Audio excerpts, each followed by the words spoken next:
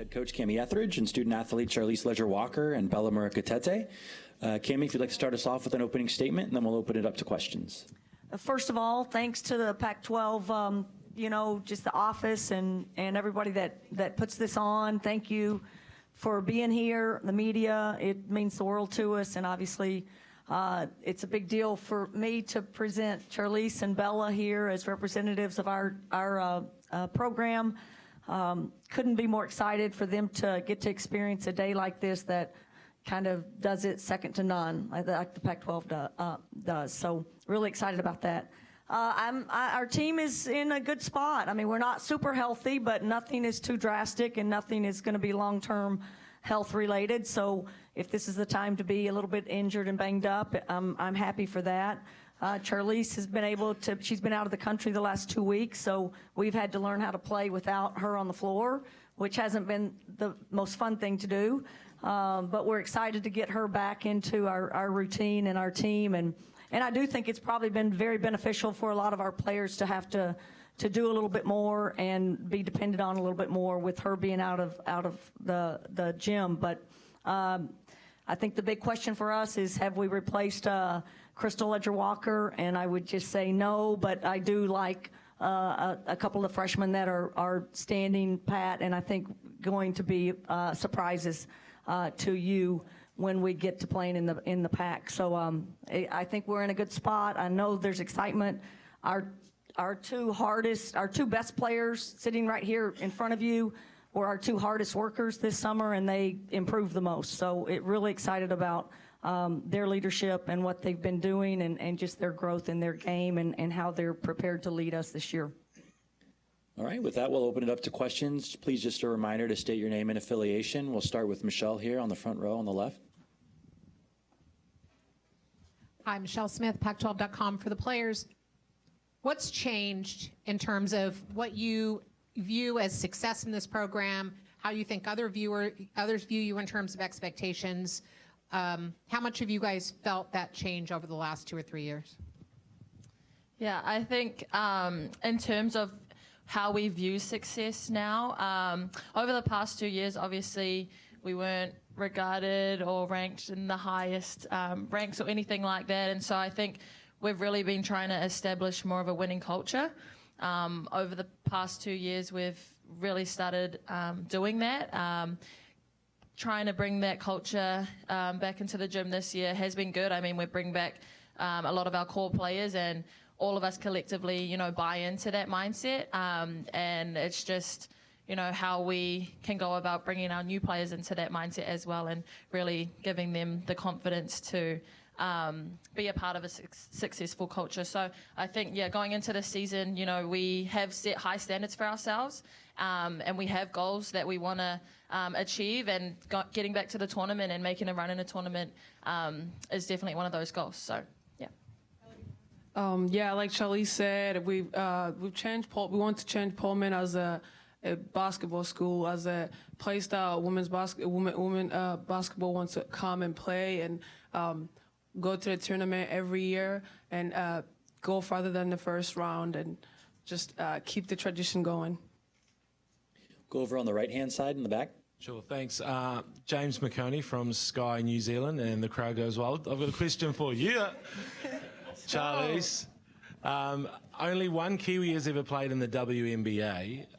How important is it for you to get there, and what are you doing to, in regards to your game, to achieve that?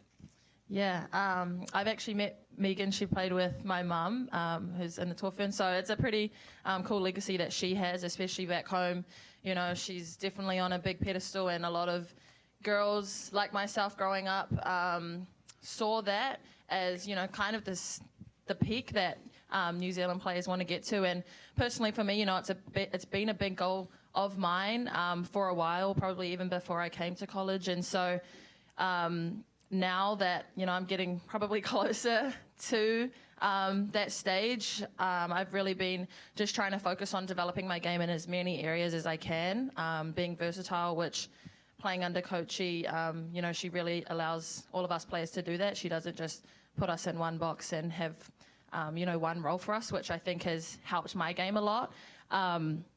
But really just honing in on those skills, making sure I'm working on my perimeter game, my mid-range, obviously finishing at the rim, but also playing on both sides of the court. I think I have to improve on a lot, especially defensively, you know, being able to guard players who, you know, can score at all levels is a challenge that I'm, you know, looking forward to working on, especially these next 2 seasons. So I think just kind of having more of a mindset of, you know, if I want to reach that level, I really have to lock into all of those things and just continue to do that day in and day out.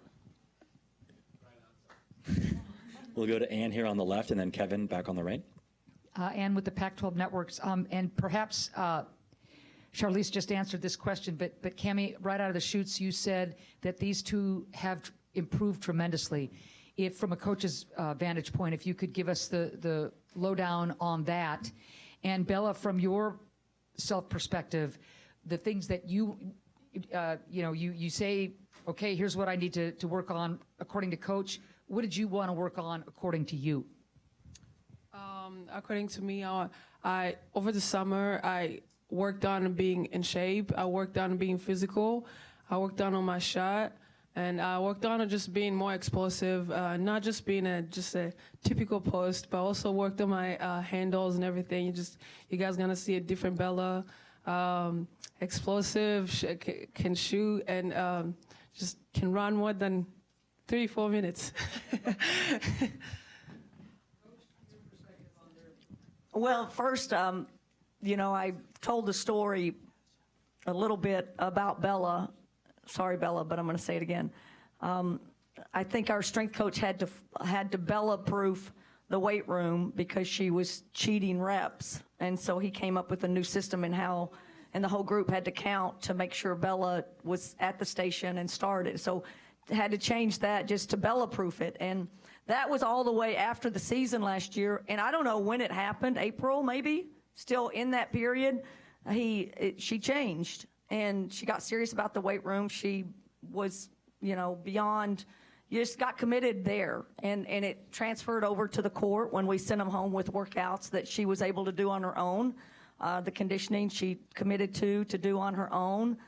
She came back early so that she could get workouts in. I mean, just real, I mean, light bulbs have always gone on at different points in her career, but they really came on, and it was her directed. Like, she was motivated to do them and did them without someone watching over her. And I think that's when real transformation can happen. These two worked harder. Charlisse committed to staying with our program this summer instead of going home and playing on national teams that she could have done, and wanted to really work on certain phases of her game. I think her, you know, three-point shooting, I'm hoping and believing, because of the work that she's put in, is going to be a big improvement. And I think when that happens, she even becomes harder to guard. And I think that makes her, you know, very much more prepared for the next level. But again, they were here the most. They were the most consistent. They didn't take days off. They worked on their fitness. They worked on their bodies. They worked on their games. They don't need to be begged. You don't have to beg them to go to the gym. They're just wanting to be there because they want to be great.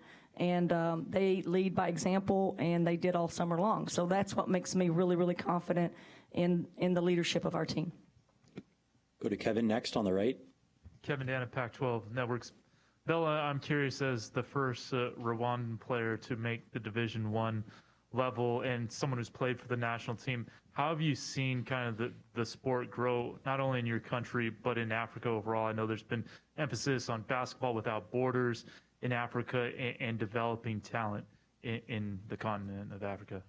Yeah, absolutely. It is exciting. As an African kid, you grow up playing soccer and maybe volleyball, but basketball is not a huge thing back home, but just in Africa in general. So just seeing that basketball is just traveling all over the world, especially in Africa, it's exciting. Also, like, just inspiring, and it just makes me excited to keep making more histories and wanting to inspire the next generation as well.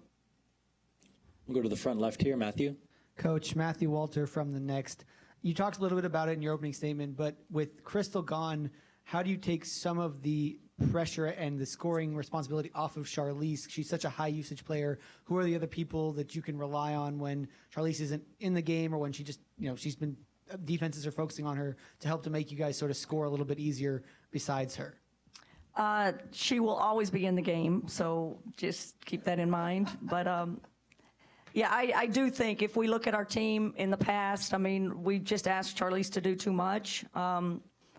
Losing Crystal, I keep saying it, is the leadership void that she provided. Defensively, gosh, she was just, I mean, she was so good defensively. So that I don't know if we can replace, although I think Charlisse's voice is she's always been the smartest player in the gym, and has the best IQ in the gym, and knows what to say, and she always has in her career, because really Crystal and her are far enough apart that she was the leader. So now she's just gone back into that role, her leadership role, her voice. I think that's going to take the place of what Crystal was, which is comforting as a coach. But we need to get easier baskets in transition.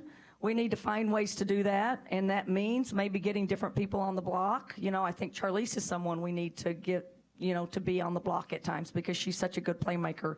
Tara Wallach is a tremendous player, had a great summer, is going to be a big factor for our team. And then if we can get some easier points that way, I think that helps us. And I think the biggest thing to surround Charlisse is to get at least four people in double figures, and we haven't come close to that in the past. I think that one sitting next to her is a no-brainer. She better be doing it. And then I think we do have the personnel now to get at least four people in double figures. And to me, that takes the load off of Charlisse, and we have to be able to take the load off of her at times, and not make her be, Wonder Woman every night out. So you're going to be our last three: Alex, then Cindy, and then Kylan in the back. Alex Simon from Bay Area News Group. Charlisse, I was reading actually a lot over the summer to some extent about your sister, but obviously you stay here, and when she goes back and signs and plays in, and forgive me for the probably terrible Maori, but plays in Taiihi back home, to see that league kind of grow from basically nothing this summer into what it is, just what was it like watching it from afar, and even knowing that, hey, this can be a place that I could potentially go professionally down the road if need be? Yeah, I mean, the Taiihi League, you pretty much said it. That was good. Thank you. I appreciate it. It's just pretty amazing to watch that league kind of come out after so many years of not really having a professional women's league at all in New Zealand. So I think, being able to see all of the girls back home who are able to play, make money playing basketball, that's never been a career for New Zealanders at all, for women at least. So I think it's a pretty cool opportunity. It makes it more exciting back home to watch. Crystal obviously did great. I think they just lost in their final in that league, but just the level of competition now being played at home is just amazing for younger girls coming through playing basketball. The opportunities they have, I think it'll give them a lot more, exposure, and it just inspires more girls to play basketball, which I think is, huge, especially back in New Zealand. Couple questions. Cindy Brunson, Pac-12 Networks. First for you, Bella. You have the option to play next year as a super senior. Will you? Yes, I will. Oh, wow. All right. Thank you for that. I know you want to stay and play because you want to play in the WNBA. Who are your favorite WNBA players? The past championship, I was really watching Andrew Wilson. I really been trying to get my game to look like hers, and I love everything she's been. How she plays, how she carries herself off the court, everything about her. I just love everything about her, and I just want to be like her or better. Nice. Charlisse, you have WNBA aspirations as well. I know you've worked really hard on the three-point shot. Who do you mold your game after in the WNBA? Yeah, for a long time, I've really watched and admired Sue Bird and how she plays. Obviously, she's a true point guard. Her ability, her decision-making, she makes just everybody around her look good. And I think, she does it with a poise and more of a calm demeanor than some other players. And I think that's really a big part of my game that I try to have on court as well, is just that poised and calming effect for the team. And because personally, I know that helps my team a lot, just brings everyone back down and, just kind of helps them throughout the game. So yeah, Sue Bird, I would say, definitely has always been a big role model for me.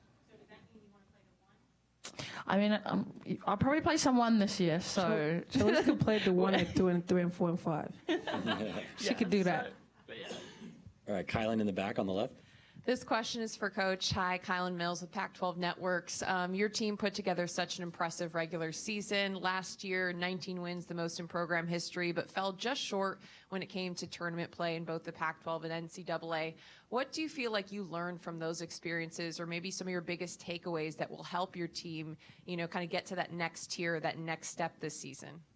Yeah, I think that's a great question, and who knows? I'm not probably smart enough to figure it out. You want to be playing your best basketball, at the end of the year, and I think we've probably logged too many minutes at times during the just how hard the Pac-12 is. I think playing 3 games due to COVID really probably stretched us a lot in those times when we probably didn't need the games but played and didn't get the rest that you might need during the week. I think playing shorter benches sometimes, or people help us win games though. So I'm not sure the trade-off. I'm not sure we win games if I go too deep in my bench at times if they're not of the level. So if the bench isn't of the level, they will be playing long minutes this year too. So we might as well get that out there. But I do think I think that what I said before, we just didn't have enough offensive scoring power. We didn't shoot the 3 good enough. I think we run good stuff. I think we get quality looks, but I think they're going to stop Charlisse's drives, and I think they're going to double team Bella, and they're going to plug the floor, and we have to be able to make threes, including Charlisse. And I think if that happens, the game becomes easier for us. And again, I think you've got to be able to put more than, we lost to a team that scored 51 points. So. We've got to be able to put more points on the board, and again, I think that's why we want to run a little bit better in early offense. And again, I think the summer has proven that we've begun to shoot the 3 a little bit better, and I think that will help us more than anything go deeper into the tournament. We'll actually give the last one to our friend from New Zealand over here. Yeah, Kiwi guy again. Hey, so this is for both of the players, since you're from overseas. What blew you away the most moving to Washington State? Was it the weather or the wildlife? Have you seen any bears or raccoons or real-life cougars?